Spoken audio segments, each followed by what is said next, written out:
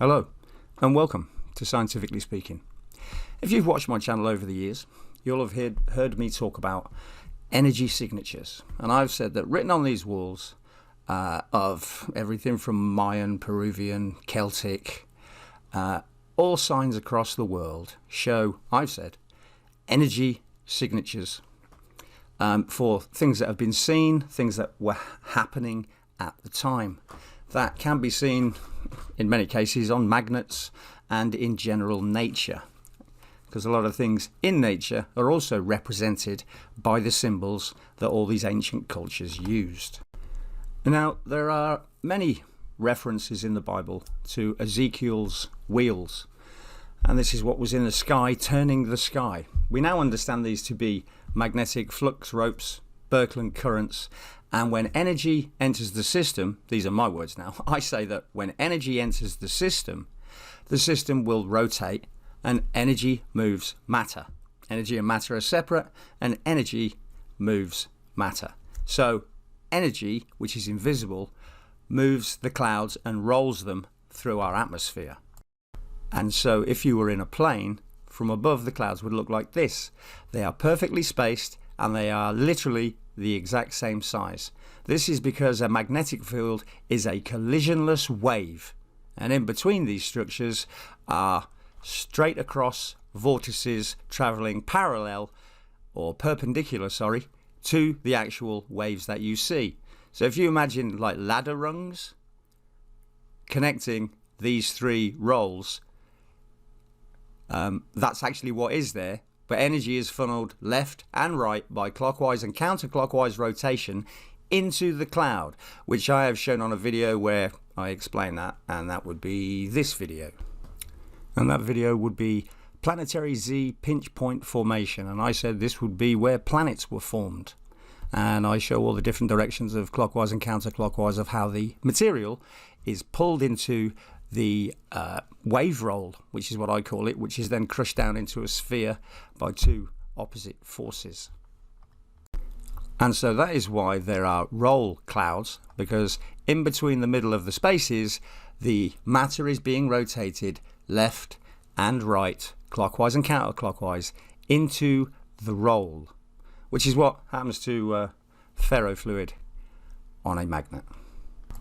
And I've shown that on a magnet the field pinches them into spheres. And this is that video, Birkeland currents on a magnet, HD close-up. This is where the same field, as you can see, it's pulling them along, but it's also forming them into spheres, because that's what magnetic fields do. So they do either a vortex, a wave to an Ouroboros ring, and then to Ouroboros sphere. So back to the Adinkra cloth symbols, and as I've said, everything is a magnetic field in nature that has been determined to be an energy shape, which some people have put religious views and other things upon these, because all these symbols relate to God. Because in the end, I've said all energy travel comes down to vortex to perpendicular wave, which is an Ouroboros sphere, and if you draw it as a cross section, it is the ram's horns of God, the bull's horns, the horns that represent God. A vortex to a Ouroboros ring, that's the sign of God if you cut through it. And so this was a video I made called God's Bullhead Aleph means electricity and magnetism, which is what I've said, vortex electric, Ouroboros ring, magnetism.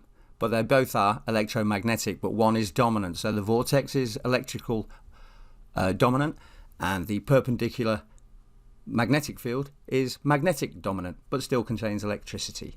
So everything about God points to electricity and electromagnetism.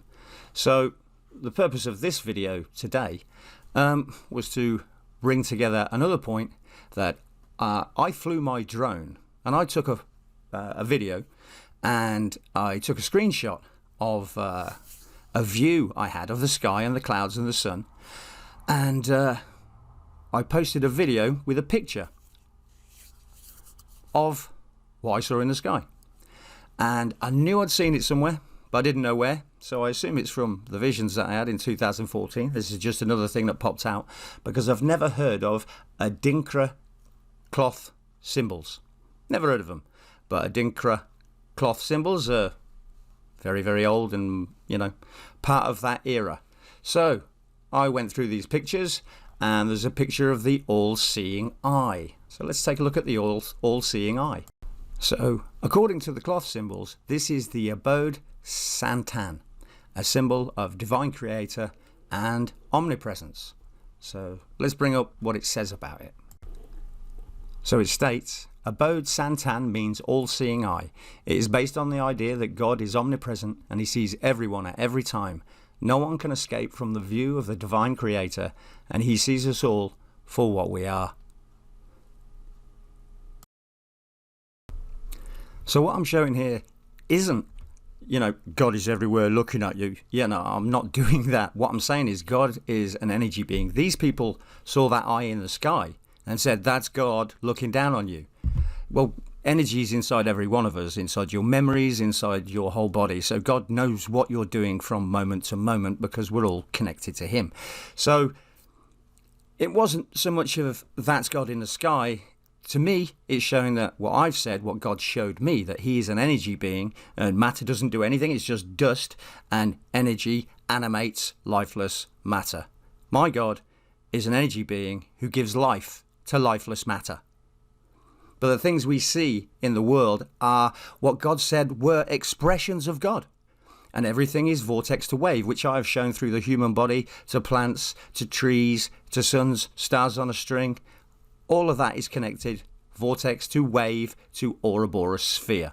And that's how everything is connected.